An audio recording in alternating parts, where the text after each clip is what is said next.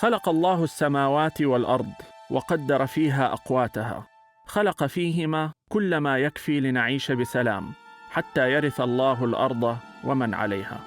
رئة الأرض في غاباتها، في بحارها وأنهارها، ميزان أقام الأرض بلايين السنين، ثم أتى الإنسان.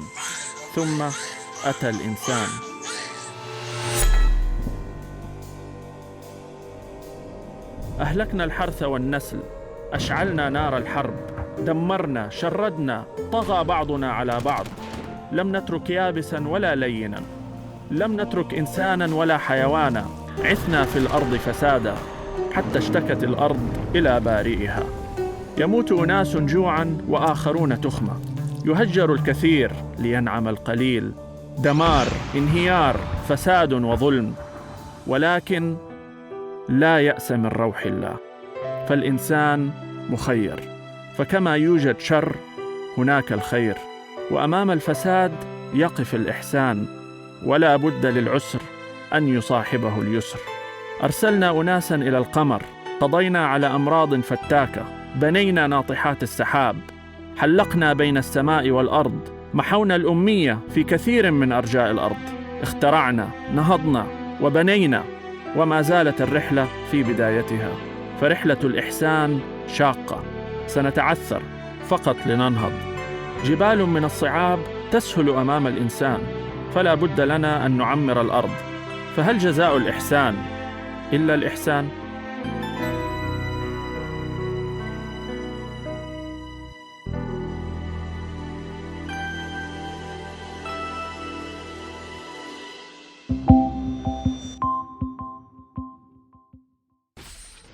في مشروع جيد كان في الرياض، موضوع المصلى المتنقل. وجدوا أنه والله الناس لما بتصلي خاصة في الأماكن البعيدة خارج المدينة يجدوا صعوبة في إيجاد أماكن للوضوء وفي الصلاة، فأوجدوا اختراع جميل، المصلى المتنقل. هذه الخزانة هي خزانة أجهزة الصوت.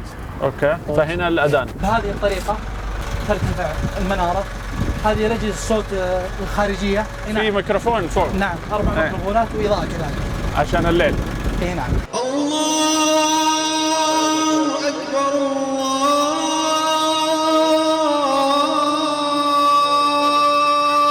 الله أكبر. كذلك السيارة تحتوي على فرش يتسع لأكثر من 1000 مصلي. 1000 مصلي؟ إيه نعم. الفرش هذا اختير بعناية، سهل الحمل والطي، ولا يأخذ حيز كبير. أوكي. كما تشاهدون الآن في هذه الخزانة. هذه بس تكفي 1000 مصلي؟ إيه أو أكثر كذلك. بس هنا الحتة دي؟ الموقع هذا يستفيد منه شهريا أكثر من 15,000 مستفيد في الموقع هذا. فنشوف عملية الفرش برضو للصلاة وكيف تأخذ مساحة كبيرة. 1000 مصلي فقط من السيارة هنا. كذلك يحتوي المصلى على دورتين مياه، دورة للنساء وأخرى للرجال. كويس، وكله طبعا أحجام علشان استثمار المساحات. فهنا الوضوء؟ إيه هذا الشكل. ما شاء الله. فهنا عندنا 1 2 3 4. كذلك هذه جهة أخرى للمواضيع. كمان هنا؟ إيه نعم. أنتم مستغلين كل نعم. ذرة في إيه نعم. ما شاء الله في ذكاء. فعندنا 4 5 6 7 8 9. وكذلك يوجد بها مواضع. كمان سهلة يعني أي أحد ممكن يشغلها.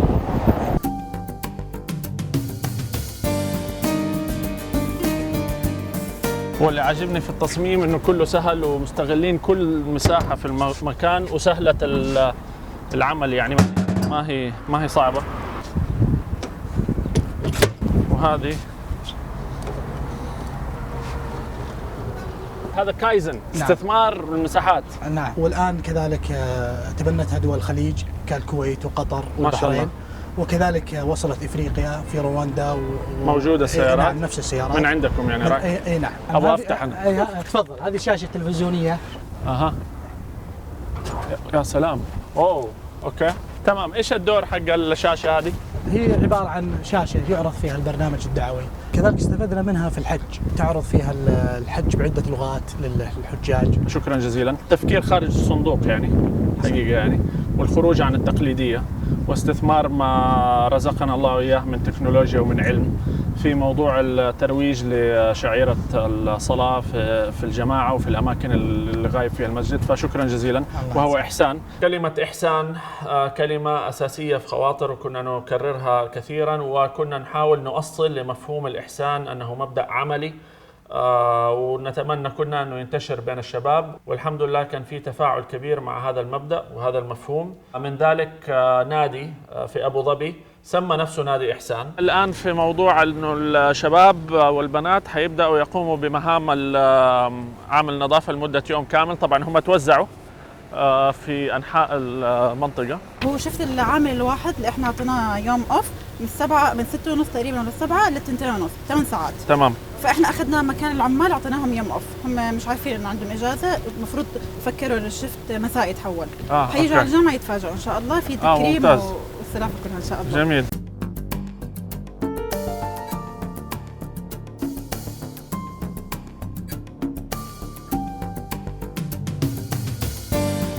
يعني هذه من أكثر الأمور الحقيقة اللي تضايق عامل النظافة، أعقاب السجائر، لأن تأخذ وقت كثير، صغيرة ومليانة كثير، وعلشان الواحد ينظفها يعني هذه الواحد عشان عامل نظافة بس ينظف المنطقة دي، شوفوا بالله بس عشان ننظف دي كم حياخذ وقت يعني. لأنه هذه هي الفكرة، إنه أنت الناس اللي بتقول طيب ما هو هذه شغلة عامل نظافة إنه ينظف، المفروض إنه شغلة عامل نظافة إنه بس يشيل الزبالة من حاوية القمامة إلى السيارة ويمشي. المفروض مو شغلته انه يقعد يشيل من الارض كده. احنا كده قاعدين نضاعف جهد والوقت والتعب عليهم. ادوا العماله يوم اجازه بانهم يعملوا عملهم، يعني مش بس يوم اجازه وتفضل الشوارع وسخه، لا، يوم خلاص خذوا اجازه واحنا حنشتغل مكانكم هذا اليوم، حنغطي لكم اليوم، وبالتالي لا تتاثر المدينه.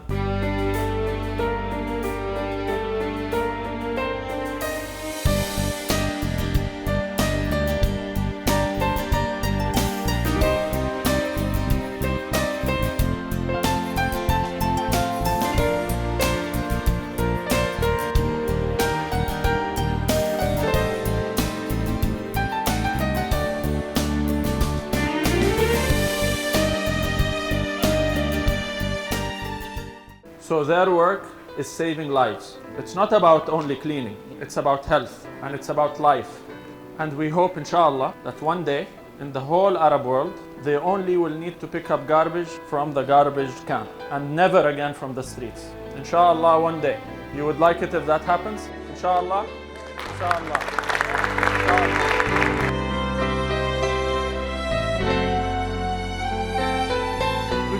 Huh? Thank you for total members. Thank you so much. Thank you so much. You're happy الحمد لله؟ أيوة. زين. احنا ان شاء الله قررنا انه ان شاء الله الموسم الجاي حيكون الاخير. للاسف. باذن الله.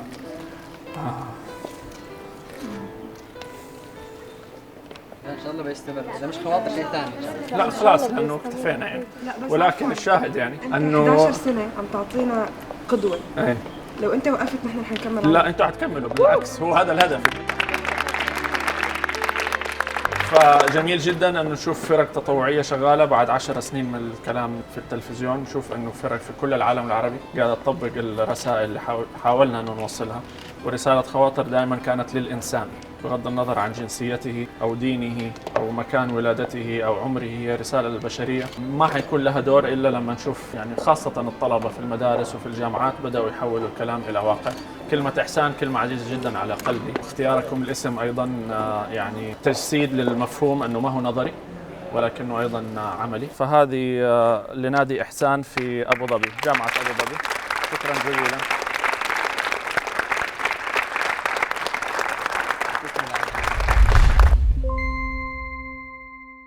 خالد من الشباب المبدعين معنا كانوا في خواطر 8. خواطر 8 كان كله مشاريع تطوعية وشارك معنا مئات الشباب المتطوعين، فخالد كان من ضمنهم وذهب إلى أوغندا يومها. كان من بعدها كرس جزء كبير من وقته للتبرع وللتطوع في أوغندا، وقام بعدة مشاريع وأنشأ جمعية سفراء. دي ان شاء الله ارض المدرسه الجديده. احنا دلوقتي بنقوم بتسويتها لان اوغندا كلها ما شاء الله يعني كلها جبال، لو بنينا عليها هتبقى التكلفة عالية جدا، فلازم نسوي الأرض الأول وبعد كده نبدأ بناء المدرسة. وإن شاء الله في خلال يعني 4 أيام يكون أول طوبة اتحطت في المدرسة في الأرض دي. بدأنا حاليا بناء المدرسة عليها، أول 4 فصول من 12 فصل. المدرسة هتكون فيها 8 فصول دراسية و4 معامل. 4 معامل، في معامل علمية ومعامل كمبيوتر وورش حرفية. تمام. السفراء قام بأعمال جبارة كثيرة في هذه الدولة وخاصة في قرى أوغندا، لأنهم حفروا كثيرا من الآبار، وجدوا أناس يجدون ماء من 7 كيلو أو أكثر وقربوا إليهم المياه وغفروا لهم الآبار. حفرنا 13 بير. أول بير كان مع ومن الماء حياة. طبعا للتوضيح، ومن الماء حياة المشروع الثاني كان في خواطر 8 موضوع مد المياه في الفيوم في مصر، وخالد مشروع آخر كانوا الشباب اللي راحوا أوغندا ما تعرفوا بعض. واكيد مش صدفه ان هو ربنا حطينا في المكان ده، المسؤوليه علينا. ولكن بعد الموسم ما خلص اجتمعوا ووحدوا الجهود، وبما أنهم مهتمين بالموية وخالد مهتم بأوغندا فسووا بير في أوغندا مع بعض.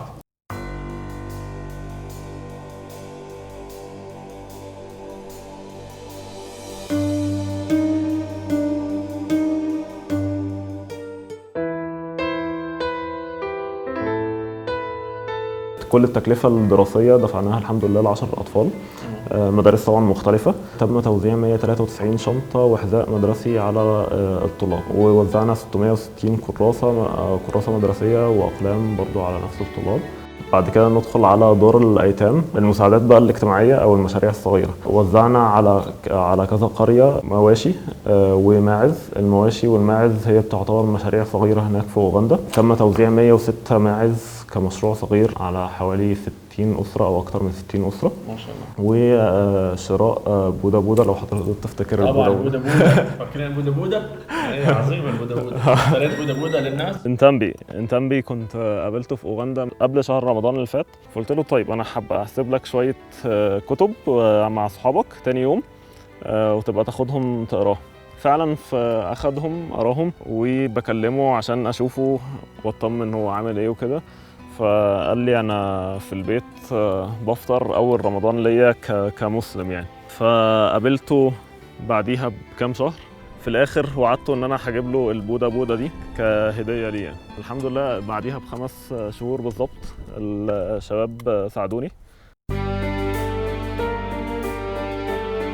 والحمد لله قدرنا نشتري البودا ونجيبها له هدية. ما كانش عارف إن أنا في أوغندا، وكان أول مرة يشوفني النهارده.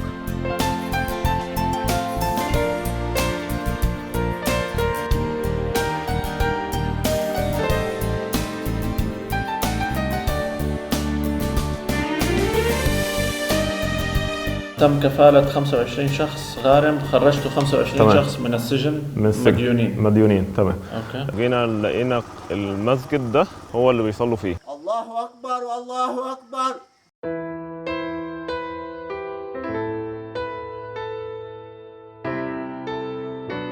وسبحان الله يعني والحمد لله مفيش حد قصر معانا. الفلوس اتجمعت في حوالي 2 أو 3 وبدأنا البناء، وخلص في حوالي 1.5 شهر أو 2 شهر.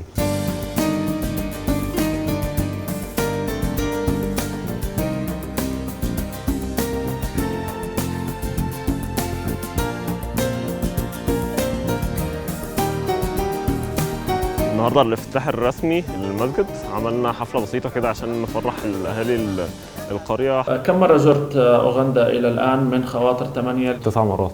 9 مرات أوغندا زيارات، وطبعا معك فريق الآن؟ الحمد لله. ما شاء الله 15 واحد معك الآن. الحمد لله. هذا مهم للاستدامة، إنه ما هو عمل فردي ولكن جمعت معك فريق وعملت ستراكشر. تمام. ممتاز جدا. بما أنه قررنا أنه خلاص نقفل خواطر إن شاء الله ويكون آخر موسم، فحابين نشكر الناس اللي يعني حولوا أفكار لخواطر إلى عمل. إحنا مشاريع خواطر 8 يمكن كان في 30-40 مشروع تطوعي من مصر ومن السعودية ومن الأردن. بعض الشباب استمروا في مشاريعهم ومن ضمنهم أنت، ومن أكثر المشاريع الحقيقة اللي كان فيها استمرارية واستدامة على ال3 سنوات الماضية وما زالت مستمرة مشروعك، وكلها بجهودك يعني الفردية في البداية، فيعطيك العافية. فهذا كده يعني درع إحسان لإحسانك. الحمد لله ربنا في الاستمرار في العمل التطوعي واستمرار ما بدأناه مع بعض في خواطر 8 أنه نجد إلى اليوم خواطر 11 وفي منظمة أو جمعية سفراء مفتوحة الحمد لله. وفي دار أيتام قاعدة تنبني ومدرسة ومستشفى، يعني شغل نظيف. الحمد لله. شغل ممتاز. جزاك الله كل خير. شكرا جزيلا. شكرا. خالد استمر. شكرا. إن شاء ما الله. شاء الله. خالد اللي حابب يدعمه ما زال طبعا يحتاج دعم لمشروعه. هذا حساب تويتر سفراء أورج اللي حابب يتواصل مع الأستاذ خالد. شكرا جزيلا. يعطيك العافية. تشكرات. الله يوفقك إن شاء الله. إن شاء الله. أهلا وسهلا. خالد. نحن حملة مسؤوليتنا التطوعية. حملة مسؤوليتنا التطوعية عبارة عن حملة تدور على الحفر اللي في جدة، فتحات المجال المفتوحة، أي شيء عوائق في الطريق أوكي. بنبلغ عنها الأمانة، بنتابع البلاغ لين نضمن إنه البلاغ ده تقفل ونشوف غيره. كيف بتبلغوا؟ طبعا الأمانة موفرة عدة طرق، منها اللي هي اتصال بالتليفون 940 أو إنه عن طريق البرنامج في الهواتف الذكية. عن طريق البرنامج مجرد تخش البرنامج تطبيق يعني؟ أيوة، وتختار الأيقونة المناسبة للبلاغ. تطبيق تبع الأمانة؟ تبع الأمانة. هم اللي مسوينه. هم اللي مسوينه. اوكي، واي احد يتفاعل معه يعني؟ ايوه، اي احد يقدر يتفاعل مع اي احد من الشعب. كل واحد بيحط بلاغاته وبنشتغل، وصلنا قرابه 84 ل 85 بلاغ ما شاء الله. وتقريبا فوق النص 50% اتقفلت كلها. ممتاز.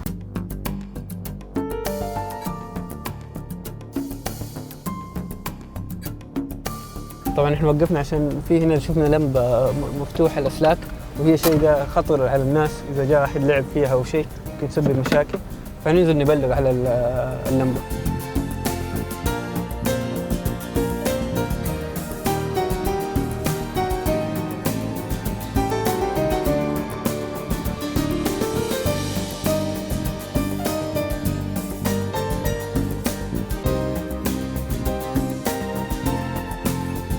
خلاص حتجيك معلومات الحفرة هنا موجودة. تمام. مع الصورة حتضغط ارسال.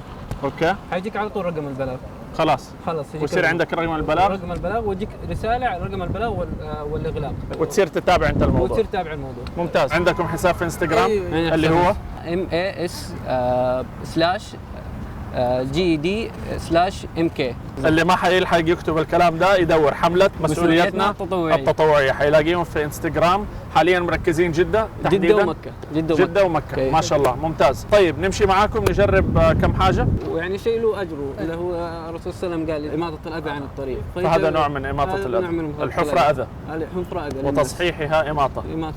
هذا تفسير جميل ورائع للحديث. احسنت. في تفاعل من الامانة، يعني بعض الناس بيكسلوا يمكن يبلغوا يقول لك يا عمي حيصلحوا ولا ما حيصلحوا ولا، ففي حاسين في تجاوب. هو في تجاوب بس التجاوب بطيء، لكن في تجاوب. اوكي. يعني بطيء بس في تجاوب. اوكي. البلاغات الجغرافية بحث في الابل ستور، هذا تطبيق الامانة اللي ممكن الواحد ينزله، هذا من الامانة هم مسوينه. من الامانة. طب كويس والله، شيء جيد. الحمد لله، هو في خير، في تفاعل، في امل يعني. فانتم ما شاء الله جيل الامل. تحيات. اريغاتو جوزايماس. تشكرات كثيرات. شكرا. يعطيكم العافية.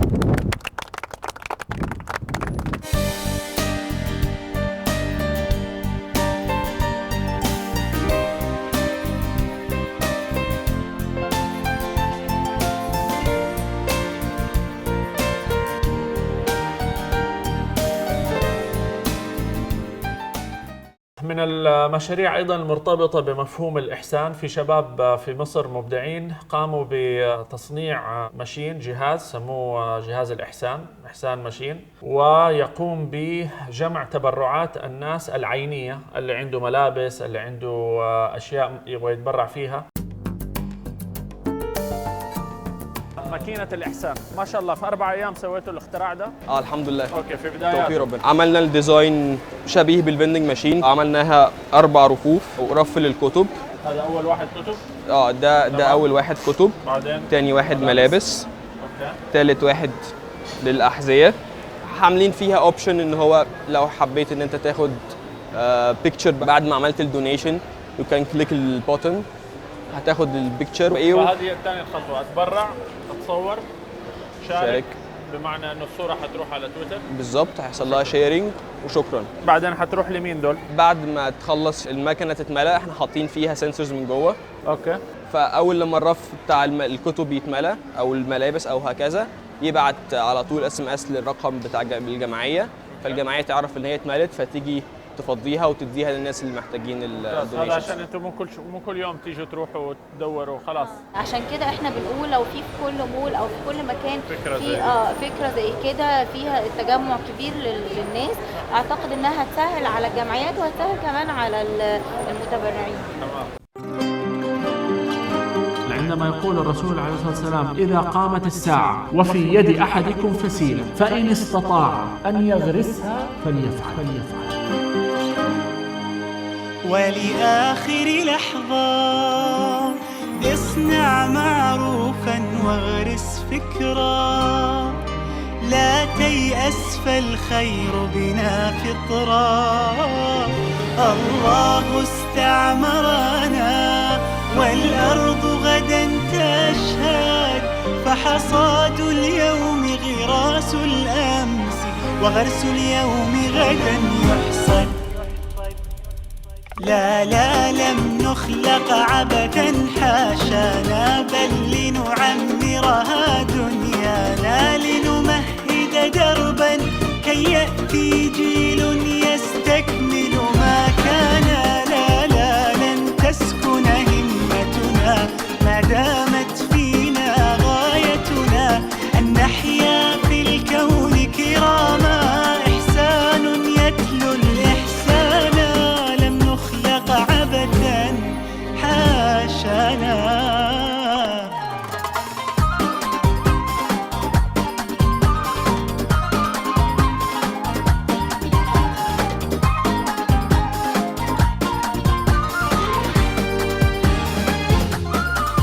وختام خواطر فلنأمل بشباب اليوم غدا أفضل.